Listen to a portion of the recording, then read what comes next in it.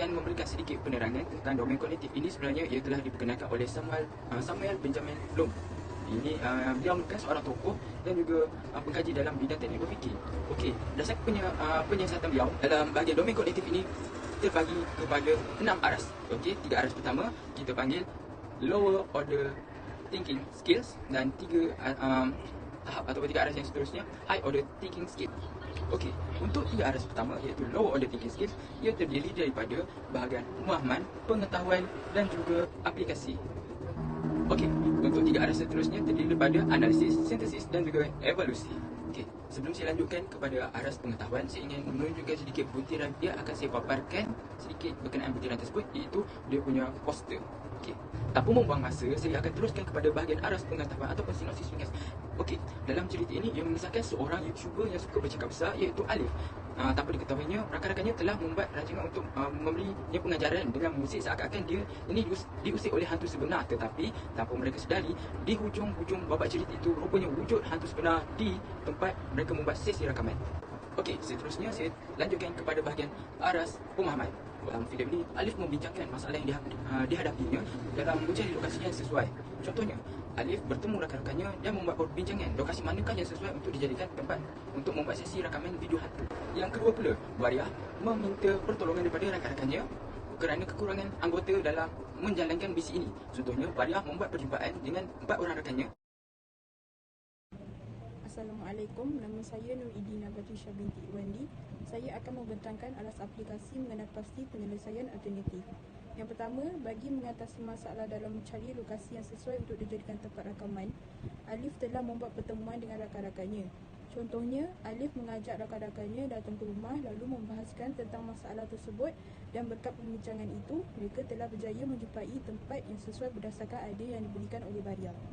Yang kedua, bagi mengelakkan berlakunya kegagalan dalam misi mereka, Bariah telah menyusun strategi. Contohnya, dia telah mengagikan tugas-tugas kepada rakan-rakannya seperti menghias rumah agar nampak usang, tugas siapa yang akan menjadi hantu dan orang yang akan menjadi penghantar maklumat. Seterusnya ialah aras analisis, memilih penyelesaian yang terbaik. Yang pertama, cadangan terbaik adalah membuat perbincangan bersama rakan-rakan sepasukan agar dapat menjayakan sesuatu rancangan tersebut dengan lancar dan jayanya. Contohnya, Bariah merancang untuk mengenakan Alif bersama 4 lagi kawannya yang berlakon untuk menjadi hantu tersebut. Yang kedua, cara terbaik adalah setiap pasukan haruslah memupuk sikap amanah dan bertanggungjawab terhadap tugas yang telah diberikan.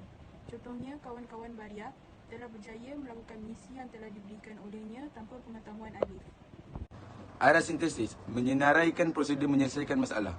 Antara langkah-langkah terbaik ialah menetapkan masa dan tempat yang sesuai untuk membincangkan rancangan mereka.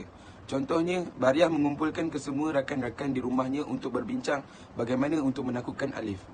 Alternatif yang terbaik dalam hal ini ialah kesemua rakan-rakan yang diberi tugas haruslah melaksanakan dengan baik dan tidak boleh membocorkannya kepada Alif. Contohnya seperti Bariah dan Sasha yang menghalang Alif dari memasuki bilik larangan. Bukan itu sahaja, Jimmy juga turut menarik perhatian Alif agar tidak masuk ke bilik larangan tersebut dengan berpura-pura dirasuki hantu dengan bermain piano. Aras penilaian, menilai penyelesaian. Kebaikan, ia dapat mengurangi kesombongan Alif untuk tidak bercakap besar. Keburukan, ia boleh menimbulkan trauma untuk Alif kerana gurauan tersebut sangat berlebihan baginya. Kedua, kebaikan, Alif dapat meningkatkan popularitasnya dengan memberi pandangan terhadap video hantu orang lain.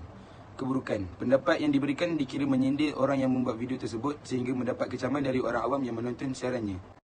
Yang terakhir ialah rumusan. Apa yang dapat kami simpulkan dari filem ini ialah kita perlulah bekerjasama di antara satu sama lain agar satu rancangan ataupun kerja yang kita rancang dapat dilaksanakan dengan lebih mudah. Bahkan bukan itu sahaja, berdasarkan filem ini, apa yang kami dapat ialah cara berkomunikasi amatlah penting, terutama ia melibatkan kerja kumpulan.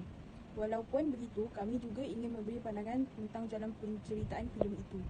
Contohnya, akan lebih baik jika membuat lebih banyak babak-babak seram kerana apa yang kita lihat berdasarkan poster filem seakan-akan seram, tetapi sebaliknya. Seterusnya, apa yang kami ingin katakan, cerita filem ini terlalu ringkas jika hendak dibandingkan dengan mana-mana filem hantu yang lain.